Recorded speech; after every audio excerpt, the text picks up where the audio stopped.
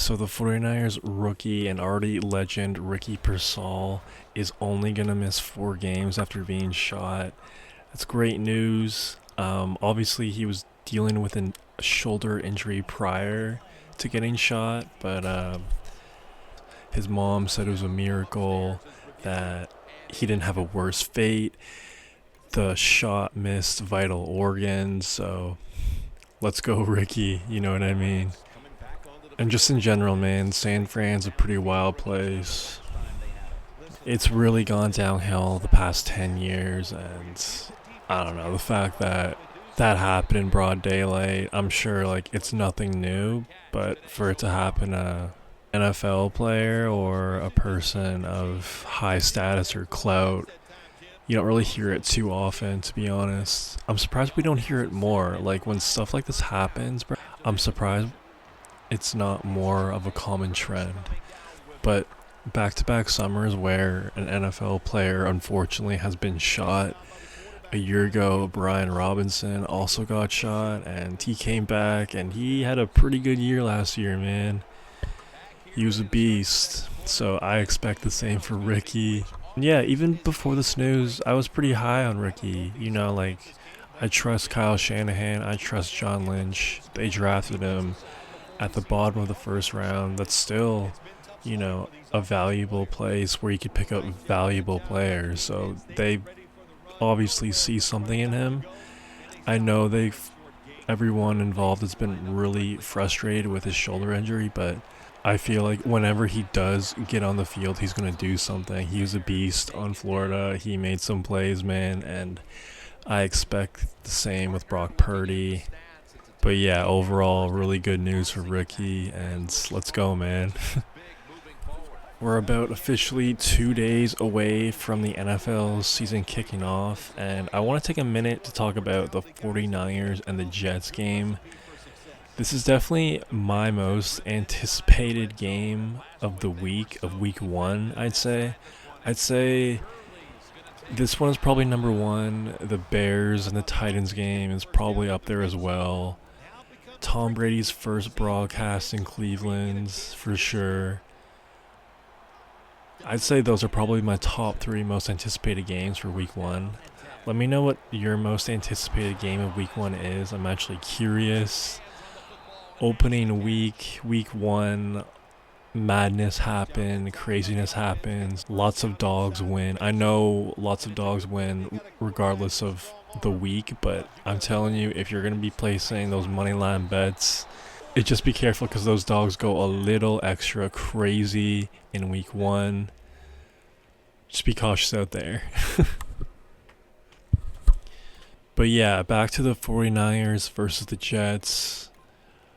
Really, really excited to see Brock Purdy have another year, have another go at it. I've touched on this many times before, and I'm going to continue to touch on this throughout the season. He's had a hell of a story, man. Mr. Irrelevant, and he's about to get paid like a madman if he has another good year.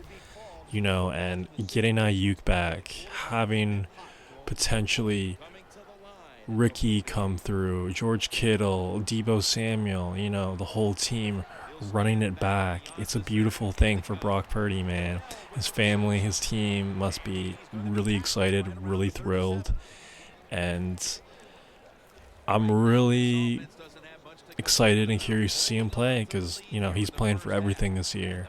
He's playing for that generational wealth this year, man. So he should put on quite a show. Now, McCaffrey is still dealing with a calf injury, so watch out for that. I'm definitely curious to see if they have him on a snap count. I don't expect them to, but just be cautious of that. Watch that. I'm curious if Jordan Mason is going to get any work. I was about to say they cut Elijah Moore, but he's apparently out for this season.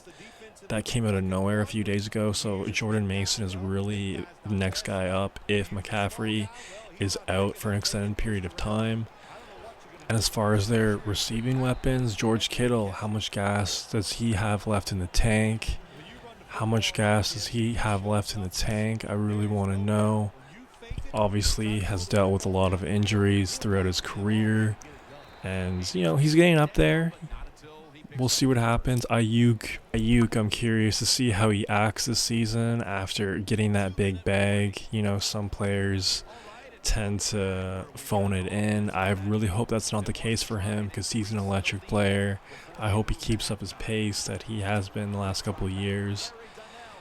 And that defense, man, that defense definitely struggled a lot last year.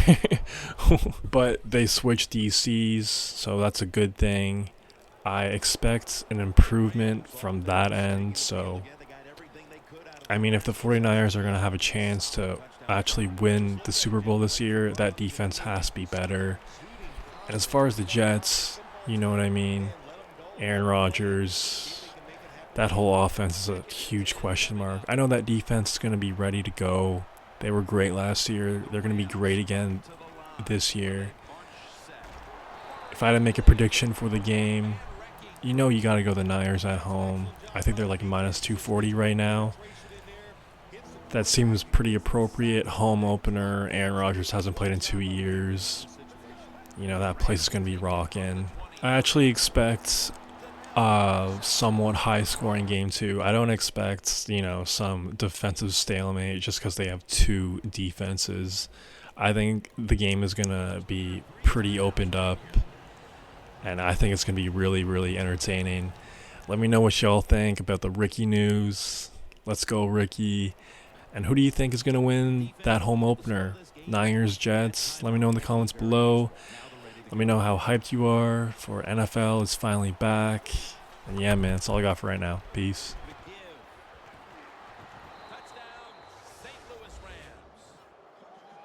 That's the 25th rushing touchdown.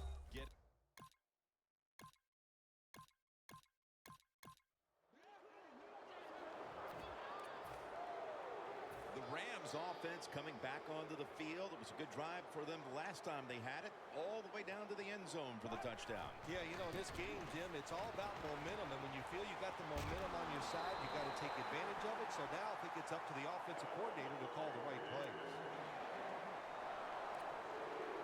After the incomplete pass, it brings up second down. The Broncos lined up in the nickel from the gun. His man. That's a gain of 8. That's his third catch of the day. The Rams signal for the timeout, and that's the first one they've used. The Rams are at the line facing third down, which was not an issue for them last week as they converted a number of times in crucial situations. Locked in on the football and has hold of it with two hands. A timeout charged to the offense.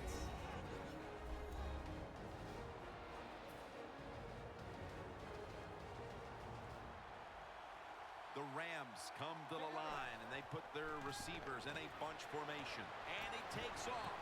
Pass is intercepted. That'll be a touchback, and the ball will be placed at the 20.